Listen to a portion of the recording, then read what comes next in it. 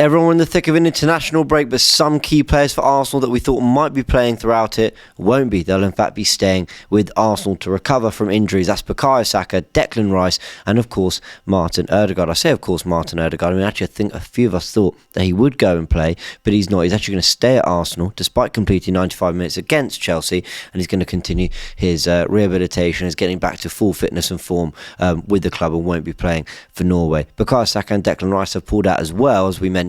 That is because of, injuries suffered against Chelsea. We know that Declan Rice was fit enough to play the game against Chelsea, came off, should I say, for Mikel Merino. There's an expectation after that he wouldn't go on international duty after Mikel Arteta's words at full time, saying it didn't look good for either Rice or Bukayo Saka. Only the Bukayo Saka had a big battle with Cucurella, a couple challenges in there that, listen, I thought he did quite well in the battle. A lot of people said Cucurella absolutely marked him out the game. But there was one tackle in particular that I think we felt after that was maybe the reason he kind of came off and didn't see out a game that Arsenal were chasing a goal. And in fact, Gabriel Jesus came on instead. So what do we make of this? Because it's the third international break of the season so far.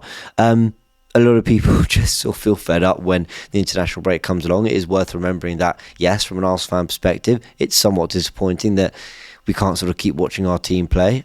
The timing is probably quite good. I just think the breaks probably come at a good time. In these 2 weeks, of course, Arsenal haven't won a Premier League game since the last international break. The last time we won a Premier League game was back in October 5th against Southampton. So with this run of games we've had, and there have been difficult ones in there, of course, into Milan away, Liverpool at home, into Chelsea and Newcastle away. I think with the kind of run of form we've been on, the breaks probably come at quite a good time. But especially when you look at those injuries we sort of mentioned to Saka, Rice, and obviously Ødegaard's recovery, it's probably come at a good time too.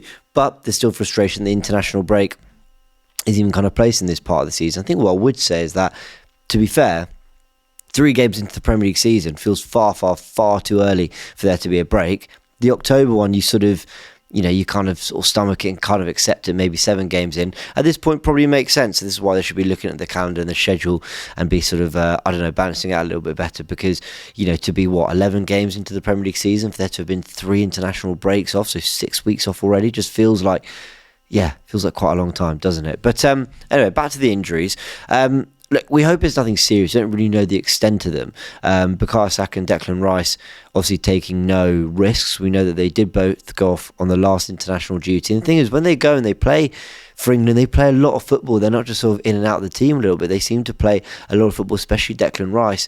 Actually, that's probably true of Bukayo Saka too. Now, Saka did pull out the last international break because I think around the 50th minute of the first game they had in the October international break, he came off with what was a bit of a hamstring injury, and look, it kept him out till that Liverpool game at home. He missed, Bournemouth away, and he missed Shakhtar at home as well. So, yeah, he did miss some somewhat key football there, Bukayo Saka, which kind of tells you that Arsenal weren't really messing around with that one. They weren't, Bukayo Saka and Rice, you've got to believe they're being honest about this, and if they were able to play, they've got a lot of pride playing for their country. If they were able to play, they would, go and do that. But clearly what they've sort of come off the pitch against Chelsea with is sort of enough for Arsenal and the players to feel like it's just absolutely not worth risking it. With the amount of football they're playing, can you really blame them? There's been a lot of uproar about the amount of players that are pulling out of international duty at the moment, and again, with the amount of football we're making them play, we have a second cup competition in England. We now have these extra 2 games in the Champions League, making part of a league phase rather than the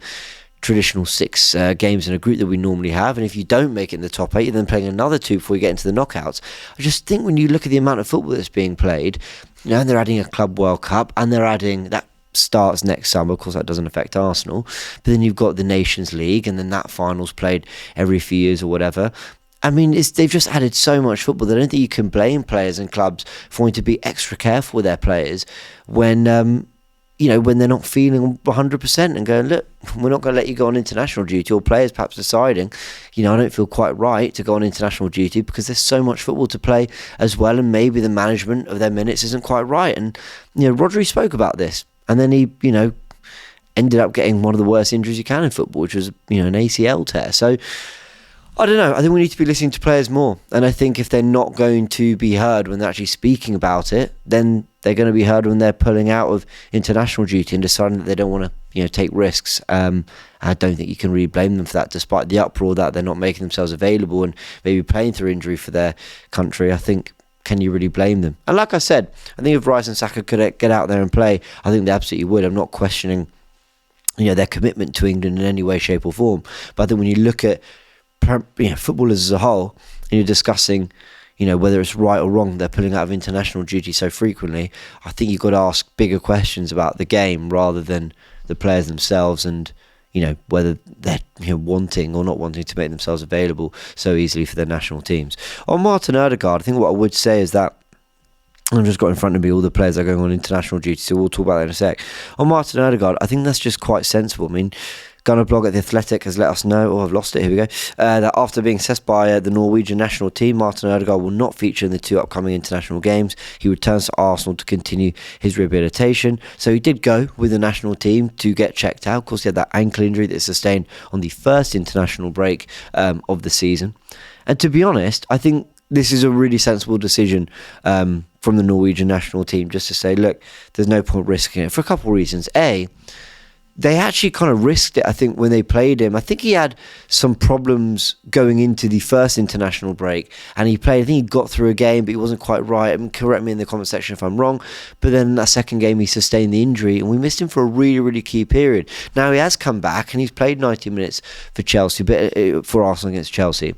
But I don't think that necessarily means he's match fit, ready to go, can sort of play these other games, play another high intensity, then come back and get into the thick of things with Arsenal. I think they've rightly decided, look, you got that 95 minutes, great, but you probably don't need to play these 2 games. And the right management of your kind of injury and your health and your minutes is to not play you in these 2 games and let you go and continue getting match fit for, back with Arsenal. I think that is probably the sensible thing to do. I think a lot of fans saw it as, actually, it probably made sense for Ødegaard to go and actually get more minutes in the legs. But ultimately, I think he's played 95 minutes, take a good break, do whatever rehab you've got to do with Arsenal, and then, see where you are in a couple of weeks' time, which is hopefully fully fit and ready to go, having played some minutes, but also got the right rest at the same time. So I think that's a sensible decision by the Norwegian national team as well. So I mean, look, in some senses, I'm kind of happy that Saka, Rice, and Ødegaard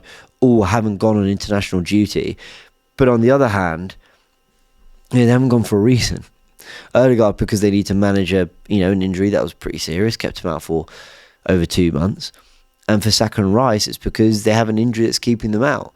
And you hope they're okay. Last time, like I said, Saka pulled out of international duty when having played 45 minutes for England because of something quite serious that kept him out of the Bournemouth game that we would have needed him in. So I have to say, yes, good that they're not playing these extra games, and ultimately good thing they're getting some sort of rest, but hopefully it's nothing too serious, and hopefully they're both absolutely fine. I imagine they probably are, but Arsenal doing the right thing, not taking any risks there. Let's go through the other players on international duty. David Raya has gone with Spain, as has Mikel Merino. I think it would be good for Mikel Merino to play more football too. I remember he came back and played, I think it was PSG, where he played maybe 20-30 minutes, and then he played against Southampton for 20-30 minutes, then he went and played on international duty. I thought that was a good thing because, having just returned, he was able to get some minutes in the legs and stuff, and that's what we were saying was probably a positive if Ødegaard had gone. They obviously opted against that, as we just mentioned, but Mikel Merino, who's been in and out the Arsenal team a little bit at the moment, although he did actually start the Chelsea and Inter games. No, he didn't start Chelsea. He started the Liverpool, Newcastle and Inter games and Preston. Actually, to be fair, he's got a few starts recently for Arsenal. But it's a good thing that he's off to play. Hopefully he gets more minutes playing for Spain as well. Like I said, he goes with David Raya. William Saliba is off on international duty with France, and Kai Havertz has returned to international duty with Germany. We know that he missed the last international duty. He was fit to start against Bournemouth. He is now back with the Germany national team. Gabriel Martinelli and Gabriel Magalhaes have gone with Brazil. Leandro Trossard has travelled with Belgium. Alexander Zinchenko has travelled with Ukraine. Hopefully he can get some more football, because I think Zinchenko, I think he's being underused at the moment, quite frankly. I think there are games where we've needed goals, we've needed to do something, and I think we should be turning to Zinchenko to try and change the game and make something happen. And we've maybe been a bit late to do that. So, yeah, I think good thing that he's gone and he'll play some football. And Jakub Kiwior has gone with Poland as well. That is it on the international duty update. To sum up, Bukayo Saka, Declan Rice haven't gone on international duty, nor has Martin Ødegaard, who actually did travel to visit the Norwegian national team, but the medical staff deemed it probably the wisest thing to do to let him return to Arsenal, continue his rehabilitation there. Everyone else fit and ready to go. Hopefully Arsenal can have a fully fit side going into mid-November, and a really, really crucial run of games where Arsenal can have to rack up points to play catch-up on Liverpool. Now, and City. Lots of content coming out on AFTV. Go check it out as well. But that's been your latest news and updates. Let me know your thoughts in the comment section below. We'll catch you all very soon.